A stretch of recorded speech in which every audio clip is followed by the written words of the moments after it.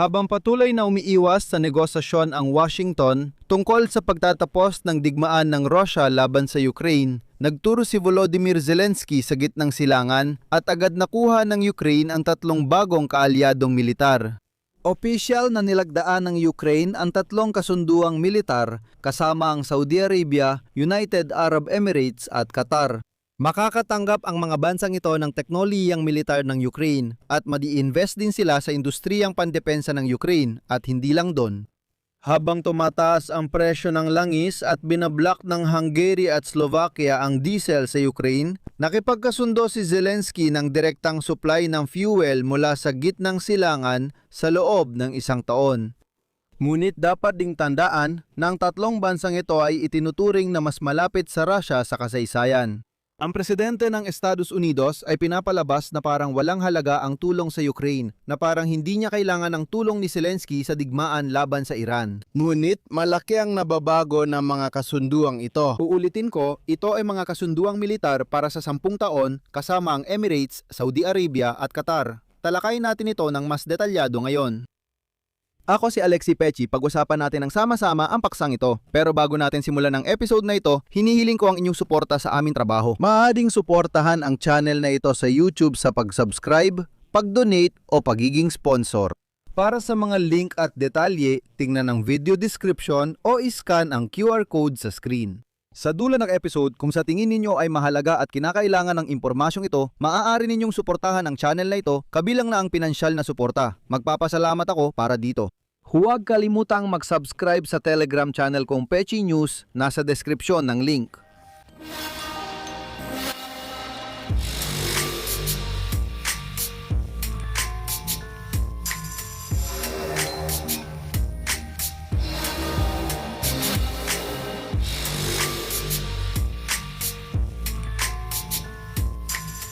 Habang ang administrasyon ni Donald Trump ay lalo pang nalulubog sa isang malawakang armadong tunggalian laban sa Iran, ang Kyiv ay nagsasagawa ng diplomatiko blitzkrieg mula sa pagiging humihingi ng tulong tungo sa pagiging estratehikong tagapagbigay ng seguridad sa pinakamayamang monarkiya sa mundo.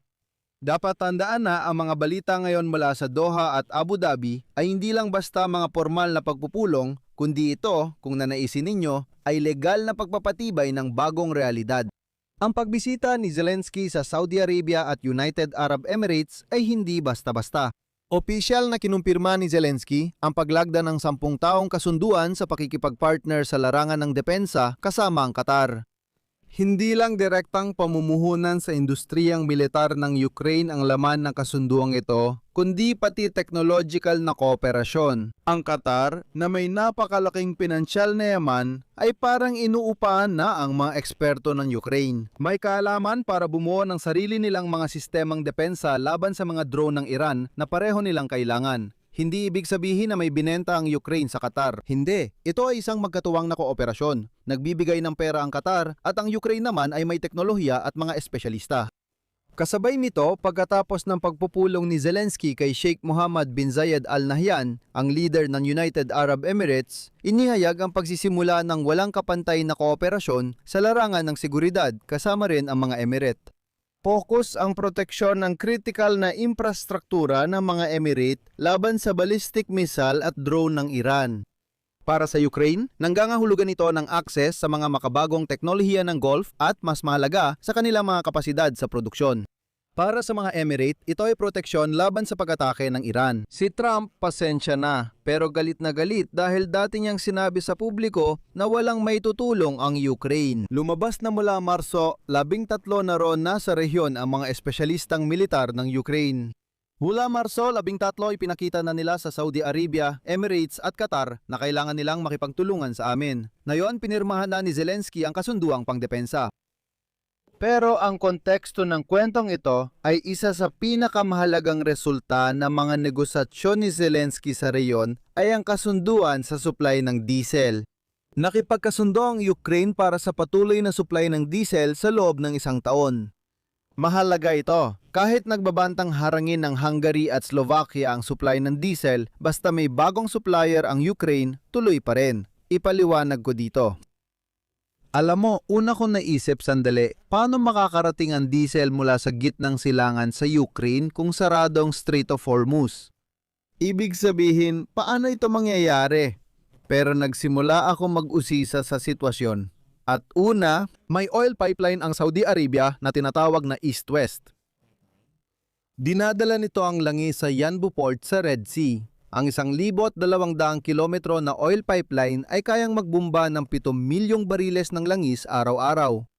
Walang kaugnayan dito ang Strait of Hormuz. Pero ang mas nakakaintriga pa, sa Yanbu ay may refinery ng langis na itinayo ng mga Saudi pero hindi nila ito masyadong ginagamit noon. Ibig sabihin, pwedeng ipadala ang langis sa Yanbu sa pamamagitan ng tubo, iproseso ito doon, at ipadala ang diesel papuntang Ukraine sa pamamagitan ng Suez Canal. Siguradong panalo lahat sa ganitong setup. Huwag kalimutan na critical na yun ang diesel para sa pagpapatakbo ng kagamitang militar ng sandataang lakas ng Ukraine sa front lines. Napakahalaga ito. Bukod dito, direktang tinatamaan ng kasunduang ito ang interes ng Rusya. Ang Saudi Arabia at United Arab Emirates ay pangunahing partner ng Moscow sa OPEC+. Pero ngayon, epektibo nilang tinutustusan. Sila ang sumusuporta sa pananatili ng hukbong Ukrainyano. Bakit nila ito ginagawa? Dahil ang Iran, na pangunahing kaalyadong militar ng Rusya, ay naglunsad ng matitinding pag-atake sa infrastruktura ng Persian Gulf. Para sa mga monarkiyang Arabo, ang Rusya na nagbibigay ng teknolohiya sa Iran ay naging isang nakakalaso na kaalyado. Ang Ukraina ay may solusyon at napatunayang paraan laban sa sandata ng Iran. Kailangan lang natin ng diesel at mga misail. At ang paghimay sa sitwasyon tungkol sa posisyon ng Estados Unidos sa sitwasyong ito, mas mukhang mas kapanapanabik pa. Si Mark Rubio, kalihim ng Estado ng Estados Unidos at ang Pentagon ay nagsabi ngayong linggo na posibleng ilipat ang mga armas para sa Ukraine papunta sa operasyon ng Estados Unidos sa gitnang silangan. Ang digmaan laban sa Iran na nagsimula noong katapusan ng Pebrero ay mabilis na nauubos ang mga reserba ng Amerika ng mga misail na pangharang na parang bilis ng kidlat. At dito ang pinakamahalaga. Sa uli, isinasaalang-alang na ngayon ng Washington ang opsyon kung saan ang Saudi Arabia at Qatar ang magiging mga taga-garantiya sa panangalapi para sa supply ng armas sa Ukraine. Ayaw ni Trump gumastos ng pera ng Amerikano para sa depensa ng Ukraine. Bahala siya. Pero hindi tutol si Trump kung ang mga sheik ang magbabayad para sa anumang tulong militar sa Ukraine kapalit ng mga instruktor militar ng Ukraine at karanasan at yung mga drone na pangharang. Kinumpirma ni Zelensky na may panganib ang pagpapadala ng armas sa gitnang silangan, ngunit pinakamahalaga pa rin ang bilis ng produksyon ng Amerika. Nagiging bahagi na ang Ukraine ng sistemang pangsiguridad ng Amerika sa gitnang silangan na parang European branch ng anti-Iran coalition. Ibig sabihin, gaya na naintindihan ninyo, parang may palitan ng pabor dito kung gusto ninyo. Pero ito pa ang isang nakaka-interes. Ang Saudi Arabia, Qatar at United Arab Emirates ay laging may sariling pananaw at mula nung nagsimula ang malawakang digmaan noong 2022 nanatili silang neutral. Ngayon nakikita nating lumalapit sila sa Ukraine. Ang Saudi Arabia, Qatar at United Arab Emirates ay dekada nang nagbabalan sa pagitan ng Washington at Moscow. Pero noong 2026, nagkamali ng estratehiya ang Moscow. Kapalit ng mga Shahed at mga missile para sa pag-atake sa Ukraine. Ibinigay ng Rusya sa Iran ang mga teknolohiya na ngayon ay nagbabanta sa kaligtasan ng Riyadh, Doha at Abu Dhabi. Mahalaga ito. Para sa mga lider ng Arab, ang Ukraine ay hindi na lang simpleng bansang nangangailangan ng tulong. Tulad ng mga Emirate, tumulong sila sa negosasyon ng pagpapalitan ng bihag at nagbigay ng kaunting makataong tulong. Hindi. Ngayon, tinatawag na tagapagbigay ng seguridad ang Ukraine, ibig sabihin, tagapagbigay ng seguridad o isang bansa na nakasalalay din ang seguridad ng mga bansang ito. Simula Marso 13, tumutulong ang mga eksperto sa militar ng Ukraine sa Saudi Arabia at Emirates sa pag-set up ng mga sistema ng depensang panghimpapawid laban sa pag-atake ng Iran. Magbibigay rin sila ng CP mula kay Zelensky. 5 taon nang nilalabanan ng mga Ukraino ang mga teroristang pag-atake gamit ang mga balistikong misil at drone na ngayon ay ginagawa ng rehimeng Iranian sa Persian Gulf. Handa kaming magbahagi ng kaalaman para maprotektahan ang buhay. Sa tingin ko, kapaki-pakinabang sa Ukraine ang pakikipagtulungang ito dahil sa 3 dahilan. Una, ang pondo. Ang pera mula Gulf ay maaring magsilbing garantiya ng armas mula Estados Unidos. Pangalawa, geopolitika. Hadlang ang Ukraine sa alyansa ng Russia at mga bansang Arabo.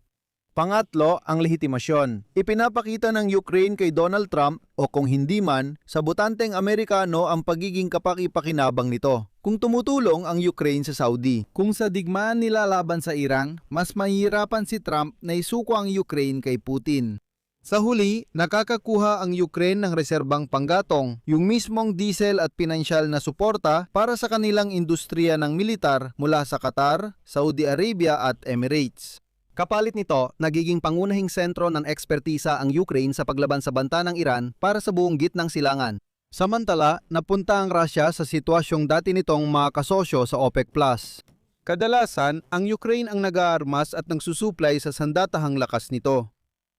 Mag-iwan ako rito ng ellipsis. Ibahagi ang opinyon at konklusyon sa comments sa episode na ito. Mag-subscribe sa channel, pindutin ang kampanilya at huwag kalimutang mag-like. Kung nais ninyong suportahan ang YouTube channel na ito, lubos akong magpapasalamat. Pwede kayong mag-donate, maging YouTube sponsor, o mag-subscribe ng may bayad sa iba't ibang platform. Piliin ang pinaka-komportableng opsyon. Heto ang lahat ng link. Makikikita ang mga detalye ng pagbabayad sa deskripsyon ng video na ito. Yun lang po, ingatan ninyo ang inyong sarili. Paalam sa lahat.